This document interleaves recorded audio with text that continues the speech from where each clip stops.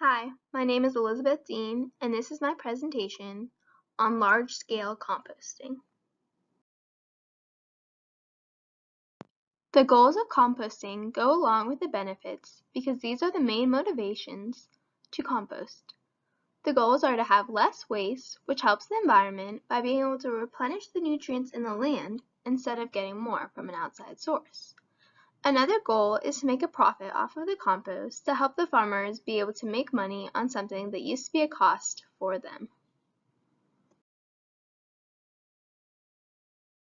There are many benefits of agricultural composting, which is why people have turned to it.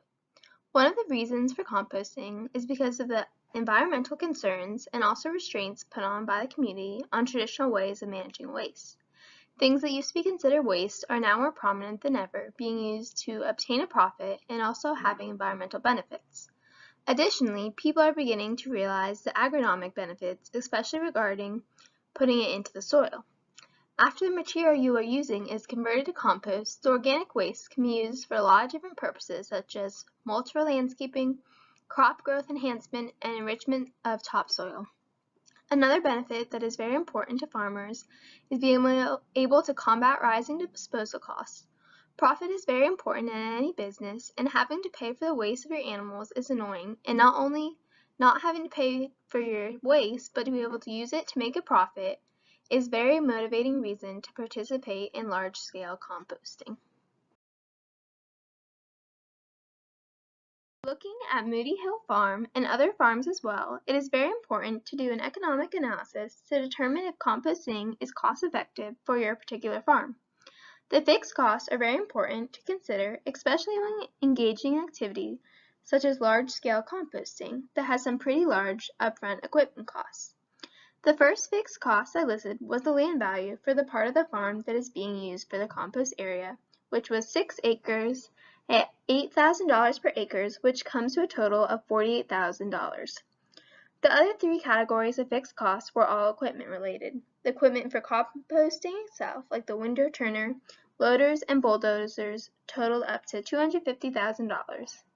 The screeners and soil baggers came out to $200,000, and the 3 collection trucks and 50 30-yard containers came out to be $300,000 total.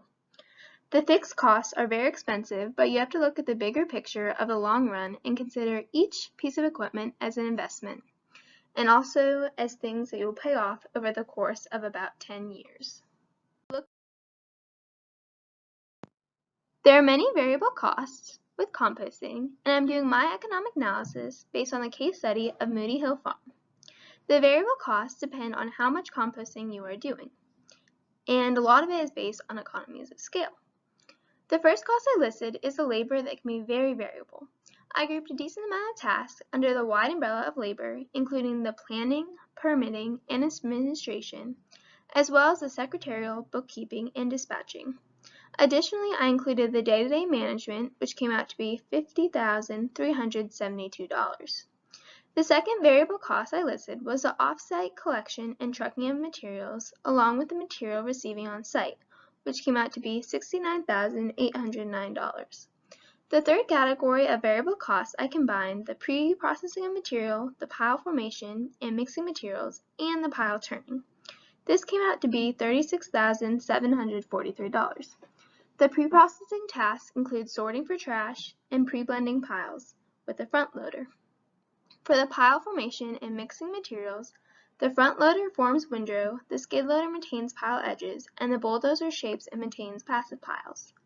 The fourth breakdown for the variable costs is the site and machine maintenance, which included the bulldozer, skid, and front loaders used to maintain site surfaces and ditches. The total cost of maintenance came out to be $22,122.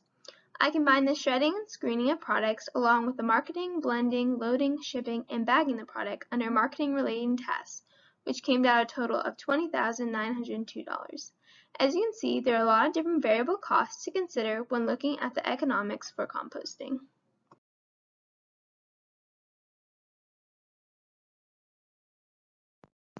The income and potential income are important to look at, but can also be hard to estimate accurate numbers, especially if a lot of the compost is going back onto your own farm.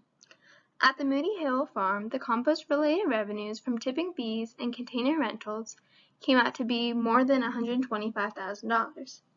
Revenue was also received from the sale of bulk compost, bagged compost, potting soil, and bagged potting soil that total out to be a little under $50,000. The primary customers for the compost were landscapers, nurseries, and residents. Other farmers and local governmental parks purchased some as well. Most of the potting soil was purchased by other farmers, and 60% of the topsoil was purchased by area landscapers. Much of the compost on this farm was invested back in the farm, so it's hard to figure out the revenues from that yet. 4,530 yards of compost and potting soil were used to improve farm fields or in the greenhouse. Moody Hill Farm, being organic, having organic compost, has a lot of short and long-term benefits, but we're not able to calculate the financial benefits of that yet.